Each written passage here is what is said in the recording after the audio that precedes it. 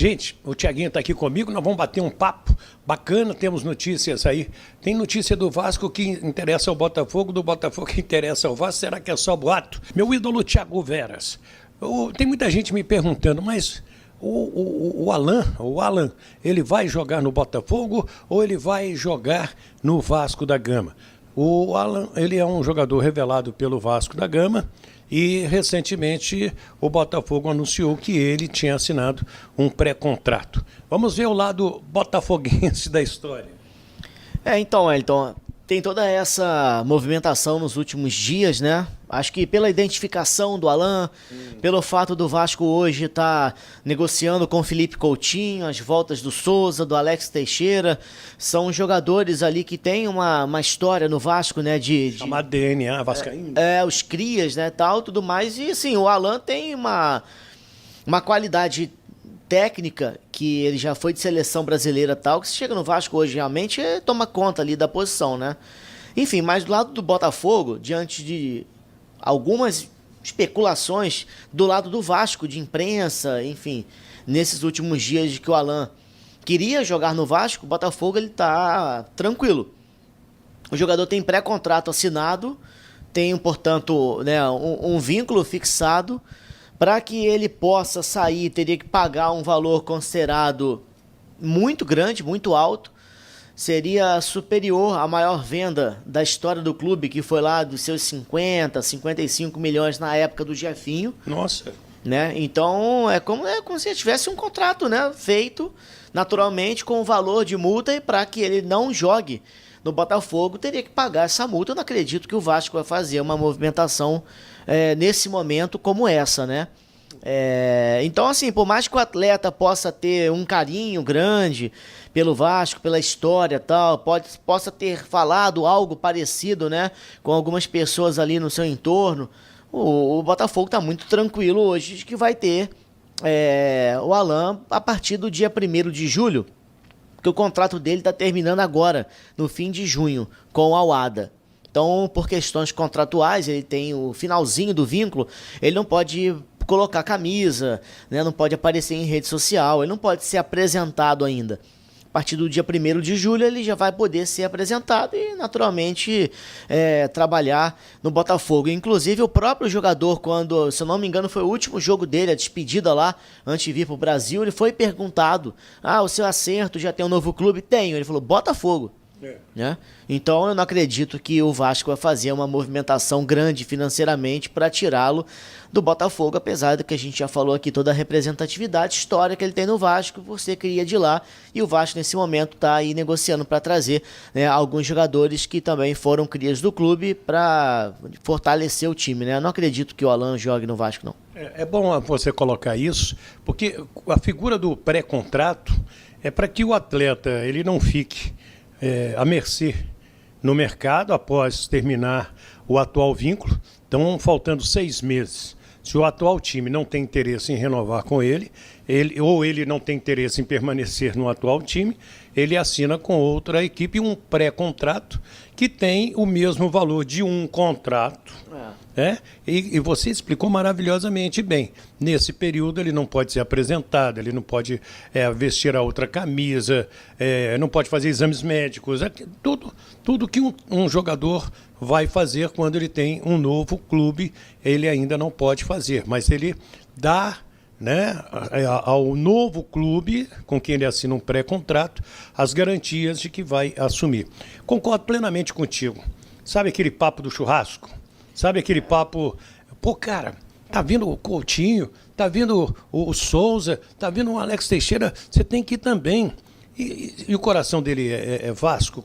Certamente é Vasco. Fala mais alto numa hora dessa? Fala, mas já tem o preto no branco. Você sabe quem que você me fez lembrar? Um cara que também era meio piroquete da cabeça em termos de assinaturas de contrato. O Thiago, né? O Thiago Neves. Você lembra que ele assinou uma vez com o Palmeiras? Um pré-contrato com o Palmeiras. Deu uma confusão. Futebol tem de tudo, né? A gente já viu várias movimentações, porém eu não acredito que isso vai acontecer, não. Eu também não acredito. E o próprio Botafogo está muito seguro. Tem a favor dele ele se antecipou Sim. ao Vasco da Gama, talvez naquele momento da 777 não tivesse vislumbrado a possibilidade de trazer um Alan, como agora pode ter um interesse.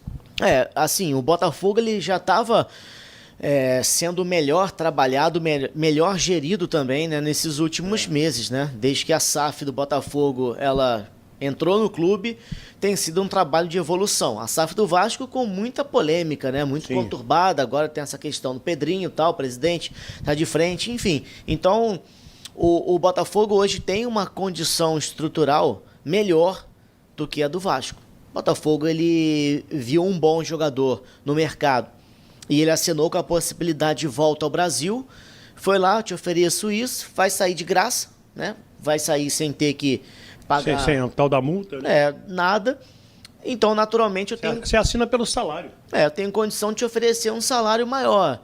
E contrato de jogador assim, você dá uma luva também um pouco mais pesada, um pouco maior, dilui em contrato, né? Isso vai mensalmente ali. E com certeza o Botafogo ofereceu pro Alan uma parte financeira para estar equiparado assim de os principais jogadores, né?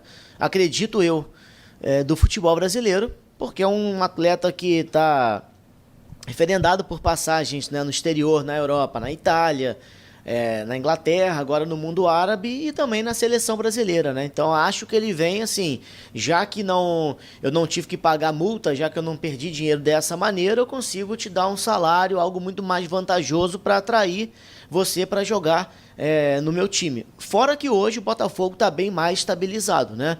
O Botafogo tem um bom elenco, tem um técnico que está inicialmente fazendo um bom trabalho, um time que está classificado na Copa do Brasil, está classificado na Libertadores, Brasileirão está brigando lá em cima de novo. Acredito eu que o Botafogo vai fazer uma campanha para continuar nessa posição de tabela e quem sabe beliscar um título, voltar à Libertadores em 2025. Então, do lado do jogador, se eu sou o Alan, eu vejo essa mudança de estrutura, né? Eu vejo o investimento que está sendo feito, ele naturalmente acertou, está assinado lá, eu acho que não existe a possibilidade, a não ser que algo de muito diferente aconteça nesse meio do caminho aí. Também não acredito que o atleta vai querer fazer esforço para tirar do dele e trocar de clube, né? É uma quantia muito alta. Mas pelo tamanho da multa aí, não tem condições. Bem, o Botafogo vai pegar o Bragantino, né? Sem o Júnior Santos, tem uma lesão, se não me engano, grau 1. E deve parar aí por quê? Uns 10 dias? O Júnior tem um problema mais leve, né? Que a gente conseguiu aqui ter de informação, que foi um problema de fato mais leve, porque ele até fez uma postagem nas redes sociais, o torcedor se preocupou, mas tem lá apontado no exame uma pequena lesão, grau 1. Ele vai fazer, lógico, um trabalho para se recuperar o mais rápido possível. Acredito que ele não teria condição do fim de semana também. Que é o jogo Vasco e Botafogo em São Januário. Mas vai depender, claro... Sabendo que é mais cedo, 18h30. Perder a hora, né? Faz diferença, meia horinha a mais, a menos faz diferença. Nossa senhora, esse jogo do Vasco, sábado, 9h30 da noite, eu saí 1h10 da manhã de São Januário. Eu imagino. Então, assim, eu acredito que ele é dúvida para o fim de semana, tá fora amanhã, vai depender do dia a dia, mas como foi algo mais leve, é um jogador muito forte, pode ser até que ele consiga se recuperar, mas lesão muscular, mesmo que seja a menor possível, tem um prazo, geralmente tem um período de recuperação, né? É um desfalque importante, é o principal artilheiro do time no ano, da Libertadores, um cara que renovou o contrato, que caiu nas graças do torcedor, muito forte fisicamente.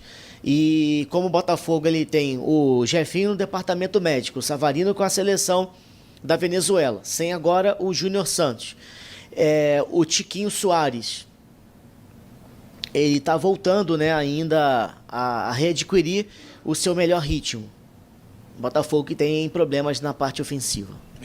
O Vasco vai pegar o Bahia e, ao meu sentir, Rafael Paiva, o técnico interino, vai repetir o time que ganhou da equipe do São Paulo, né, com o Léo Jardim, Paulo Henrique, o João Vitor, Maicon e Lucas Piton, Hugo Moura, Matheus Nascimento e o garoto Guilherme Estrela, Adson Verrete e o David. Ele não relacionou o Galdames, o chileno Galdames, para essa partida. O que você viu o Vasco no sábado? Você acompanhou? O que você achou, Thiago? Vi sim. Tava em casa, viu o jogo, o São Paulo fez 1-0 e acho que o torcedor pensou, ih, mais uma derrota. Né, tomamos um gol cedo, tal, não vai dar, o Vasco tá muito mal. Só que aí o Vasco, de uma forma surpreendente, né? Ele consegue uma grande reviravolta na partida, uma virada para 4-1, placar dilatado, né, elástico, num clássico brasileiro de duas grandes equipes, né, das maiores equipes que tem no país, enfim. Fizeram final de campeonato brasileiro e o Vasco ganhou 1-0 gol do Sorato, lá no Morumbi. Lá no Morumbi, 89.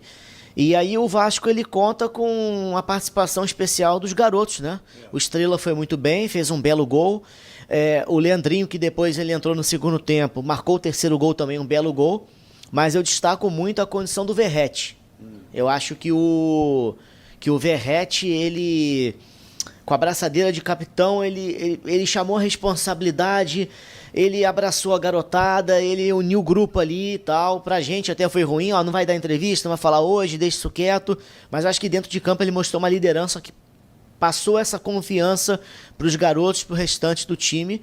E o Vasco começou a voar. Eu não sei se talvez até um público menor tenha facilitado, porque com 20 mil, se tivesse ali 18, 20, 19, é o que sempre dá em São Januário. Tomou 1-0. 1-0 São Paulo ia ser um Deus nos acuda, uma pressão gigantesca, então talvez tenha até facilitado, porque quem foi, né, poderia apoiar mais sem as organizadas, aquela crítica. Então, não sei. Agora com o resultado também 4-1 é mole da gente julgar. Mas talvez tenha feito até uma diferença nesse jogo específico, o torcedor ter comparecido um número menor, que obviamente todo mundo quer ter casa cheia e fazer pressão no adversário. E pegar agora o Bahia, lá em Salvador, não vai ser fácil. O Bahia tem um time muito bem montado. É um dos candidatos aí à parte alta da tabela do Brasileirão, você concorda? Concordo. O Bahia vai trazer nessa janela um lateral titular, né? Ou um titular da seleção colombiana. Acho que o Bahia com um zagueiro de ponta, mais um atacante de velocidade que, vamos supor, chegue para ser titular. E mais um cara ali de meio campo, uns 4 reforços o Bahia podendo trazer. Mais um zagueiro bom e um atacante bom, com o que o Bahia tem hoje. E o trabalho de SAF, estrutura, que a gente já comentou aqui anteriormente. O Bahia tem tudo para fazer um campeonato para chegar. Não começou bem e depois caiu para chegar. É isso aí. Sua opinião, comente aí. O que você acha? Deixa o seu nome. No próximo vídeo, eu te prometo, nós vamos trazer aqueles abraços que vocês gostam. Então tá aí, né, família? Ficamos com o nosso giro de notícias do Vasco da Gama, informações exclusivas e atualizadas aí com o Wellington Campos. Você que gosta do conteúdo dele, vai no canal Wellington Campos FC e se inscreve lá. Lá tem muita notícia do Vascão. Aqui é só uma palhinha para você não tá perdendo nada. Deixe seu comentário, ative o sininho de notificação. E é isso, um grande abraço no coração. Até lá. Um grande abraço aí, valeu?